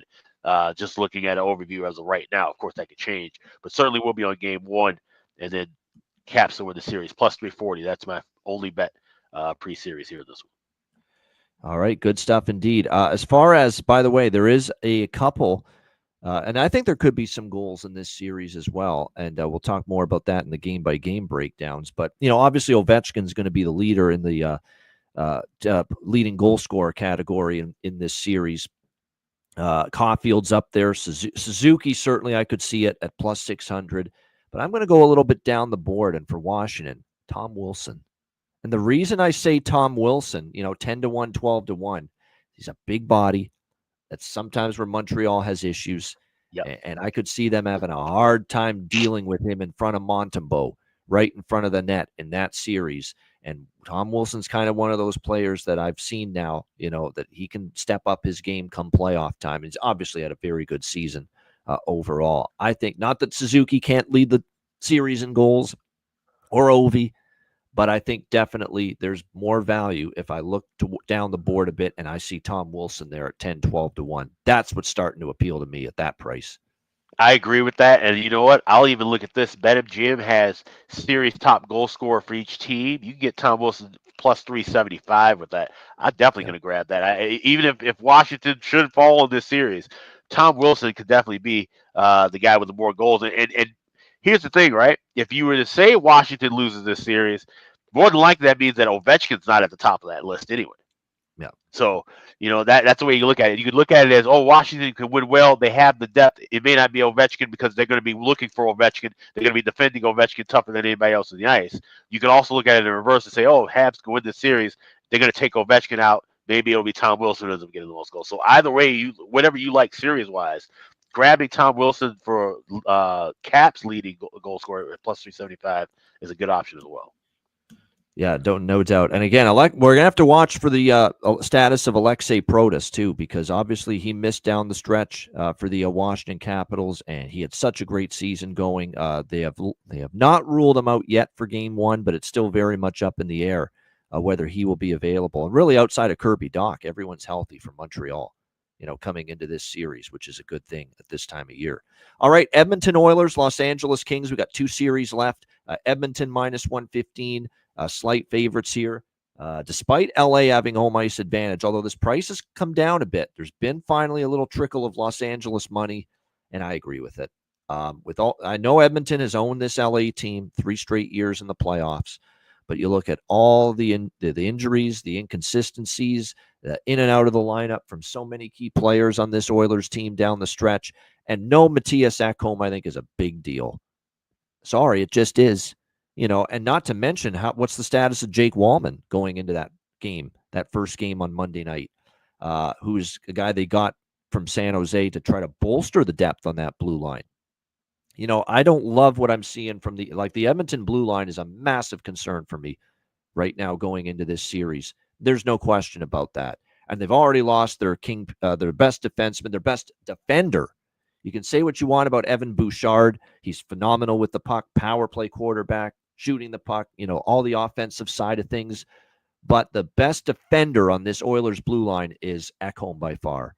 And they are going to miss him significantly. It's a huge loss, and he plays in most situations. And then, of course, you look at the fact that McDavid in and out down the stretch, although I'm sure he'll be fine. But Draisaitl didn't play much down the stretch.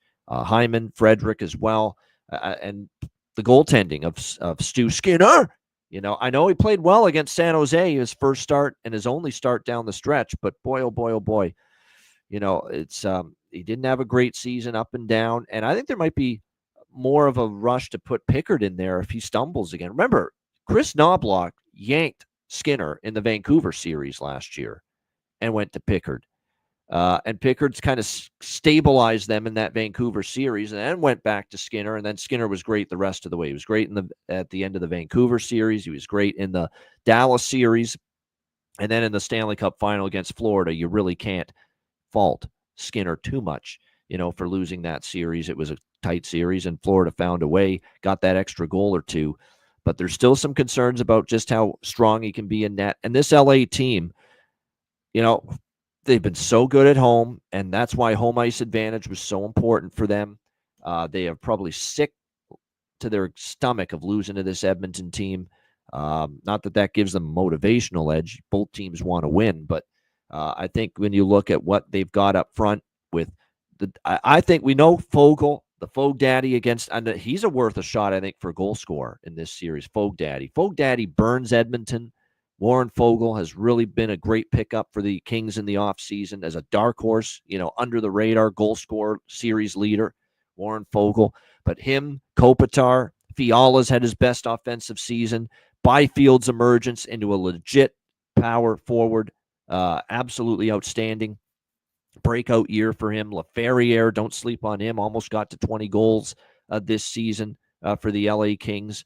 On the blue line, they look finally healthy. Drew Doughty's good to go. Joel Edmondson's good to go. Gavrikov, who's made them a better defensive collective blue line. Mikey Anderson, Spence, and Clark. It's a really solid blue line here for the LA Kings 1 through 6. I just think if they don't beat Edmonton now, and they don't get Edmonton now, when are they going to get him? They may never get him, and they may never get Edmonton in as vulnerable a spot like this, combined with LA playing as well as they have all season defensively. And Kemper is the another thing we've got to talk about. The miserable season in Washington, it's behind him. He's been phenomenal this year for the Kings, especially at home. He's played like the Kemper that won the Cup in Colorado, and I think it's just all too much for Edmonton, and LA gets the job done here. Finally, for the first time during this series of playoff matchups between the Oilers and the Kings. Alex, what do you think here, Edmonton, LA? Yeah, I think fourth time's the charm for LA. And like I said, we've seen just like we talked about with Toronto. We've seen a different Leafs team. This is a different Kings team. Playing well at home, getting Darcy Kemper at his absolute best. He looks better than he does when he won a cup. Like with Colorado, because they gave him so much goal support, he didn't have to be spectacular. He's had a lot less margin for error this year playing for LA, and he thrived in it. That's a spectacular point. Yeah. He's been lights out, and this whole run of them, it's we talk about things to carry over into the regular season. That run of the Kings not allowing goals in the first period, that's massive, because that does two things, and we'll talk more about this as we go game by game through the day. But that means you're able to control and dictate pace at home, of course. But also, if you can keep things temperate on the road, if you can find a way to keep teams off the score sheet early, and you can take the air out of the crowd, you're going to hear me say that a lot. Taking the air out of the crowd as a road team. The Kings have that setup, and they have that ability because of their goaltending and playing well defensively. And like I said, this is an Edmonton team that I just think they're just, they're what is it, a Monet? From afar it looks beautiful, but when you get all up close, it's just kind of a mess. And so I'm looking at Kings here to win this in 6 games. I took a shot with Kings 4-2 series correct score. I got 6-1 on that. I even laid the 1.5 games in the series. I got plus 205 with that, and just went with series to end in 6 games as well at 2-1. So I like Kings, and also Darcy Kemper, grabbing him right now at Conn Smythe 60-1, because I believe if he advanced, that's already going to be cut in half to about 30-1, 25-1. So grab that now, Darcy Kemper to win the Conn Smythe Trophy. There you go, Darcy Kemper for the Conn Smythe here, and certainly LA could be like I say, there's a little element in LA of I think they'll beat Edmonton. Am I ready to say they're going to march to the Stanley Cup final? Maybe not quite, but like I said, I think they're in better position to do it this year than in years past with the way they're defending. I think they've got more punch offensively, just a little bit more punch. And Byfield just coming on like a freight train here down the stretch is a big reason why. And he's made for playoff hockey. A big body, doesn't mind throwing the weight around, scores and goes to the areas to score. I mean, it's a big difference maker for LA compared to a confident, thriving, surging Quinton Byfield playing up to his draft status right now and his draft position. No question. All right, we wrap it up, and this is a good series to wrap up our playoff preview show with. It's the Battle of Florida, the Florida Panthers and the Tampa Bay Lightning. A damn near pick 'em here, minus 115. Florida, slight favorites here, even though Tampa Bay's got home ice advantage. I respect the hell out of Florida. Let me just first say that. Stanley Cup final appearance 2 years in a row, win the Stanley Cup last year. They play the style of hockey that wins at playoff time. but it's a hard-ass style to play. It takes a lot out of you physically. It takes a lot out of you mentally. There's no question about that. And to play this style and try to do it for a third straight year, it's not just the 2 years in a row to the Stanley Cup final. It's also all the way to Game 7 last year against the Edmonton Oilers. It's, just the toll it takes on the body. I can only imagine, because it's a hard forecheck, heavy, hit everything in sight style for the Florida Panthers have. And at some point, I worry about that showing up for them. And I worry about that this year more because of the blue line situation. And when you look at the Florida blue line, which last year was spectacular for this team, great depth. I thought 1 through 6, there were very few holes, very few weaknesses for the Panthers on the blue line. I like Forsling. Aaron Ekblad's going to be good to go, which is huge. It looks like for Game 1 of this series, he'll be back. Mikkola has gotten better. Forsling and Ekblad. That's a good 3. Seth Jones, I'm going to have to see it in the playoffs from him. Still can be mistake prone. Still can be a guy that you can pressure him and he can fumble with the puck and make mistakes. Balinskis is still a work in progress. Nate Schmidt's a hell of a long-time veteran defenseman, but I think his best days kind of behind him a little bit. This is not the depth and the laden blue line of depth that we have seen from Florida last year or even 2 years ago. That's a concern. The forward group I'm okay with, as long as, especially if they are able to get, especially if they're able to get everyone back. And it looks like everyone is good to go, except of course for Matthew Tkachuk to begin the series. But you look at the situation for Florida, still a pretty good forward group for Hagee, Barkov, Reinhart, Kuhlman, Luostarinen, Anton Lundell, Brad Marchand. That line's critical. Lundell and Luostarinen gave you some offense last year, and we can't look past that. They gave you a little punch and a little scoring, and we know that they're going to be pretty good away from the puck. But again, you need Kuhlman, Luostarinen, and Lundell maybe to chip in a little bit more offensively this year than even they did last year, and hopefully they bring that again this year. Evan Rodriguez was a guy that was a unsung hero at times in the playoffs from an offensive standpoint last year. How about Mackie Samoskevich, who's going to get his first opportunity in the Stanley Cup playoffs? So I'm still okay with them up front. Greer, Sturm, and Boquist on the fourth line. I'm still okay with Florida up front. I think they're fine there, but I worry about the blue line compared to last year. And again, does that maybe negatively impact Sergei Bobrovsky, even though he's great? Does that impact him a little bit more negatively this year than last year? Tampa Bay up front, there was some concern early in the season. Look at their third and their fourth. We love Kucherov, Point, Hagel, and Cirelli and Gensel. That's an unbelievable top 6 forward group. And then you throw in Yanni Gordon there, who's actually fit in nicely after they got him from Seattle at the trade deadline. But what about the third and the fourth line? Can they get something from that group? Suddenly, Gage Gonzalez is stepping up and scoring. Nick Paul is always capable, especially in the playoffs. Connor Geekie, look at the way he started to play down the stretch here for Tampa Bay. So finally, they did show a little punch in that bottom 6, which is important because Oliver Bjorkstrand's out, to begin the series, who was expected to be a critical component for offensive depth. When you look at the blue line, I've had concerns about that, but Ryan McDonough, getting him back is huge. Back with this Lightning team. He really gives them a solid top 4. Hedman and Moser, McDonough and Eric Chernak, your top 4 is very solid. And I like the development and we have seen out of the bottom 2 defensemen, Emil Lilleberg, the kid out of Sweden, and Nick Perbix, who I think he's got a lot of experience under his belt now. And I think at times last year, his playoffs was up and down, but he's gotten a lot better.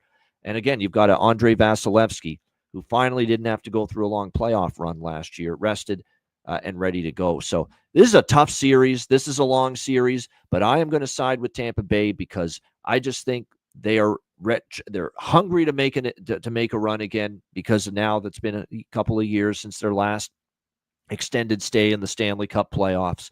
And I think for Florida, just playing their style and not having the depth on the blue line they've had the last couple of years, it could finally come back to haunt them a little bit in this series. And so I'm going to go with Tampa. But what I like just as much as betting Tampa to win the series at -105 is I like 6 games and 7 games in this series. This is the old Ian special at playoff time. You bet exact number of games 6, exact number of games 7, both at plus money, and you're going to be profitable if one of them hits. You could go with just over 5.5 games in the series as well, as Charles asked that question in the chat. Yes, but usually I will go the 6-7 game route. Just put plus equal bets on both game 6 and game 7 at plus money. And then if one of them hits, I'm profitable. And I like that approach. I don't see either of these teams winning this series, in 4 or 5. I think it's a minimum of 6 games here in the Battle of Florida, regardless of who comes out on top. Alex, your thoughts here, Florida, Tampa Bay. Yeah, I'm right there with you. I didn't grab this as the 6-7 split. I just went 6 games and 7 games. You can get 2-to-1 best price available for each series to end in 6, series to end in 7, both at BetMGM. I also like Brandon Hagel. We talked about with looking at goal scorers. He's probably my favorite top goal scorer of any of these series. I grabbed him 18-1 to lead the series in goals, and then plus 425 to lead the Bolts in scoring. We talk about guys who get dirty and get in the front of the net. I think this could be one of those series where it's going to be a lot of garbage goals to decide. Even though there's a lot of skill between these two teams, we know the beautiful goals that guys like Kucherov and Point can score. Barkov for Florida, but I think it's going to be a lot of gritty garbage in front in the crease, and that's where Brandon Hagel thrives. So I took a shot with Brandon Hagel there too, but I like Tampa Bay in this as well. It's going to be a drag out, knock them down, drag out series. Yeah. This is one where I can definitely see a lot of overtimes. I can see multiple overtimes in a couple of games in this one as well. But I think Tampa Bay, like I said, with Vasilevsky getting that rest, I think he's going to be able to find his form and be able to take over this series, and that's what he does best. So give me Tampa Bay here, but that's the way I'm playing it. Goes to 6 games to go to 7 games, and then looking at Brandon Hagel to lead both the Tampa Bay Lightning and this series of goals. There you go. Good stuff. Brandon Hagel again, like I said, you're getting good price with that. Really, I think that's good. From a value standpoint, I like that. I'm always interested, even though I think Tampa's winning the series, as far as Florida's concerned, Bennett's a playoff guy. He is. There's no question about that. 16-1 is not bad value with him here in this series, and maybe even just a small little dabble in Nick Paul. I don't think he's going to, but 33-1, what the hell? Because I do think he shows up in the playoffs. I do too. No, yeah, he's going to be. He will be live for bargain bin special tonight in the playoffs, like he was in the regular season.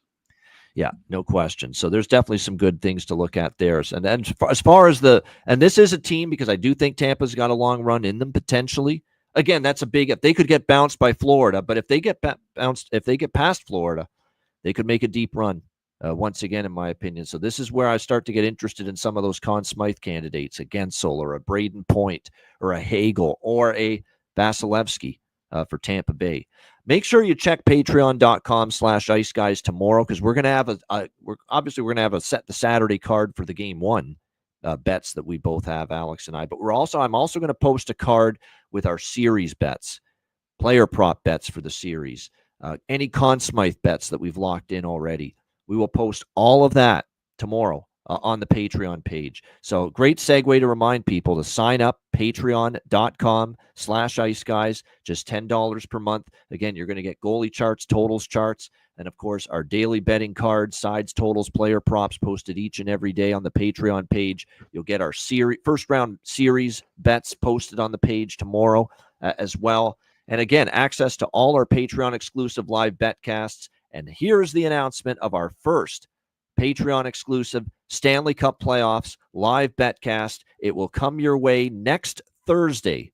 That's Thursday, April the 24th, our first Patreon exclusive Stanley Cup Playoffs live betcast. It is Patreon, so you are going to have to be a member to join us for that betcast. And note the start time of that betcast on Thursday, April 24th, 6:30 p.m. Eastern time, because that's when the first game of the night drops the puck, which would be Florida, Tampa Bay. Game 2 of that series will be next Thursday night at 6:30 p.m. Eastern time. So there you have it. Our first Patreon exclusive Stanley Cup Playoffs live betcast next Thursday, April the 24th, 6:30 p.m. Eastern time. That's the only one we've confirmed for now. We're going to reevaluate where we stand next weekend going into the following week. Are there series that are almost over? How many series are going 6 or 7 maybe? And then is when we will determine where we go and how many betcasts and what days we have the betcasts for the following week. So for now, just next Thursday, April 24th, 6:30 p.m. Eastern. Make sure you sign up, $10 per month. You do not want to miss these exclusive Stanley Cup playoffs live betcasts to our Patreon members. $10 per month, patreon.com/iceguys. Yep. Also want to mention too, my goalie charts for the playoffs, which will have updated numbers for home ice advantage as well. Those will be up either tonight or early tomorrow morning, so definitely want to check that as well. And also check out the Ice Guys store, iceguys.myspreadshop.com. We got a week where you save 10% on 3 or more items. So add 3 or more items to your cart, hit on the redeem button, and then at checkout, you have 10% taken out. We've got all kinds of new merch, all kinds of great stuff. So check that on out. That's 10% off of 3 items or more for the next week. Available at iceguys.myspreadshop.com. And yes, I do have a bargain bin we are going to have a bargain bin special segment and best bets, and I do have one. A series bet for bargain bin special, and we'll get to that in just a moment. Bargain bin special of the night, best bets in just a moment, right after we hear from our great Ice Guy sponsor.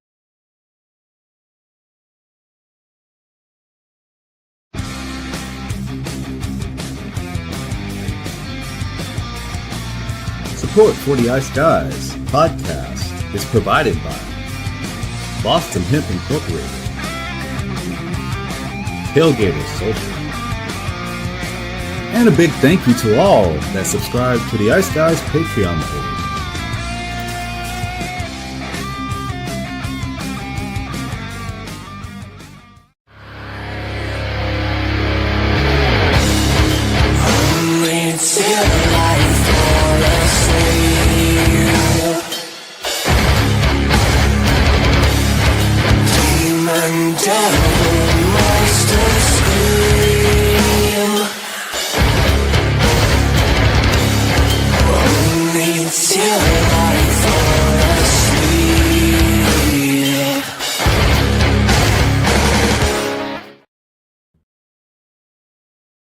Everyone loves a perfect pair.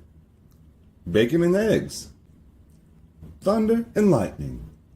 Mario and Luigi. A hot dog with fries. Ian and Alex B. That's right. Everyone loves a perfect pair. So why not pair up your game nights with Boston Hemp? From exotic flower to concentrates and edible products. You'd be hard-pressed to find a better pairing than Boston Hemp and hockey. Check them out today at bostonhempinc.com. That's bostonhempinc.com. Boston Hemp Incorporated, the official smoke sponsor of the Ice Guys. Void where prohibited by law. Not available outside of the United States. Must be 21 or over to obtain products. Check your local regulations to see if Boston Hemp is available in your area.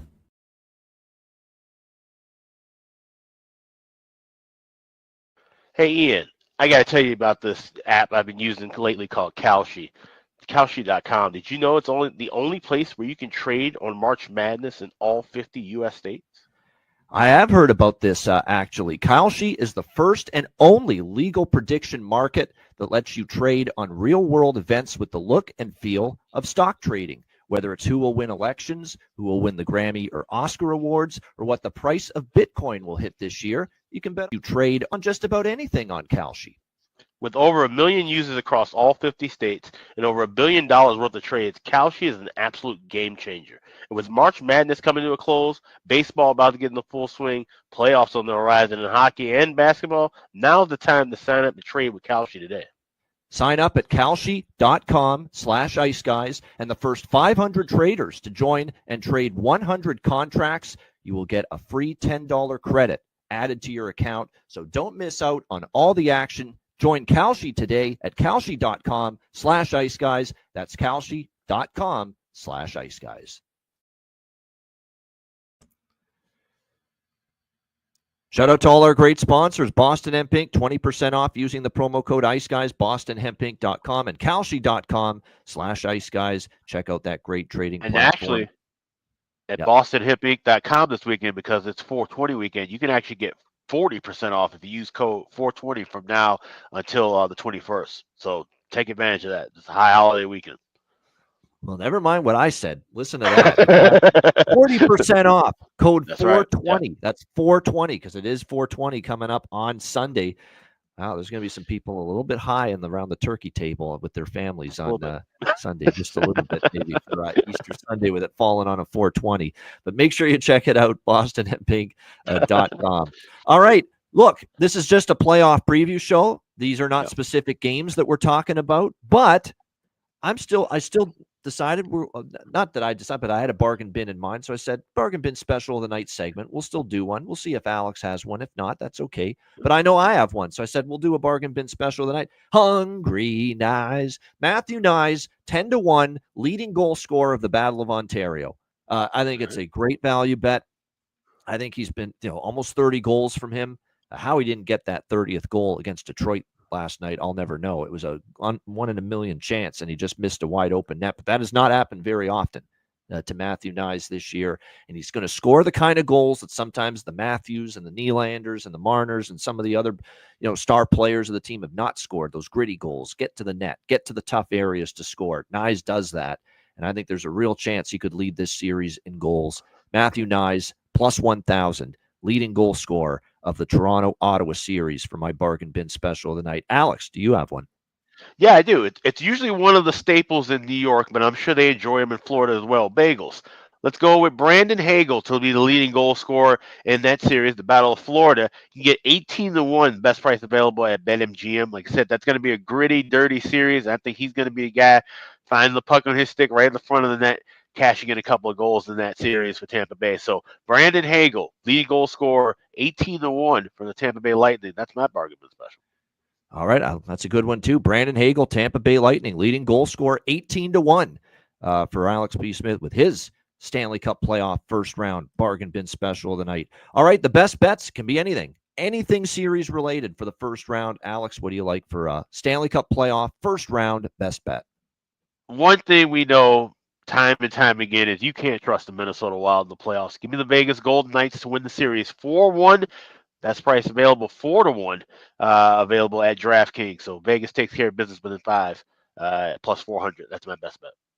All right, my best bet. To me, I have not made a ton of pre-series bets, but this to me is the strongest one right now. It's the Los Angeles Kings minus 105 against Edmonton. I just think there's too much going against Edmonton going into this series. I think the LA Kings will prevail and finally, in their fourth try, get it done against the Edmonton Oilers. So Los Angeles minus 105 to win the series over the Edmonton Oilers for my Stanley Cup playoff first round best bet. There you have it. That's our playoff preview show. Shout out to everyone in the chat. Hit the like button. We appreciate it very much. Rico, I like what you're going with. Especially if you like Colorado in that series with Big Val, he's a difference maker. I mean, there's no doubt he is a playoff guy. And if you think Colorado goes deep, the goals, the Conn Smythe, I totally get it. 100%. You should be betting it if you believe in Colorado, honestly. You should be betting that guy for multiple props, goal props for the series, points props, and the Conn Smythe if you believe in Colorado going deep. No question, because if they do, he's going to have a big role in it, in my opinion. And you know what? That's a good point with him and Conn Smythe. I'm going to tell you why. Cale Makar won it with the year that they won in 2022. Yes. It would either be between him or Nathan McKinnon. But what a great redemption story it would be if Val Nichushkin plays well, gets this Colorado team in. You know, all the drama he had the last time he was in the playoffs. For him to bounce back and starts on, he might be the guy I would actually maybe put a little more money on than McKinnon as far as Colorado goes for Conn Smythe. No doubt. Great points there for sure, indeed. All right, we are back tomorrow with our Game 1 previews. We got hockey tomorrow, playoff hockey tomorrow. We can't wait. We'll get you ready for Winnipeg, St. Louis, Colorado, Dallas, the 2 Game 1s tomorrow. We will be with you on Saturday, the usual time, noon Eastern, to get you ready for the 2 Game 1s to get the Stanley Cup playoffs underway. Reminder, the Ice Guys is live 7 days a week, Monday to Friday, 2 p.m. Eastern, Saturday and Sunday, noon Eastern. If you can't watch the show live, download the Ice Guys podcast in audio form on all major podcast platforms. For Alex B. Smith and Jack Hardigan, thanks to him for joining us on the show as well. I'm Ian Cameron. Have a great Friday night, and we are back tomorrow on Saturday, noon Eastern, for our first game preview edition for the Stanley Cup playoffs right here on the Ice Guys.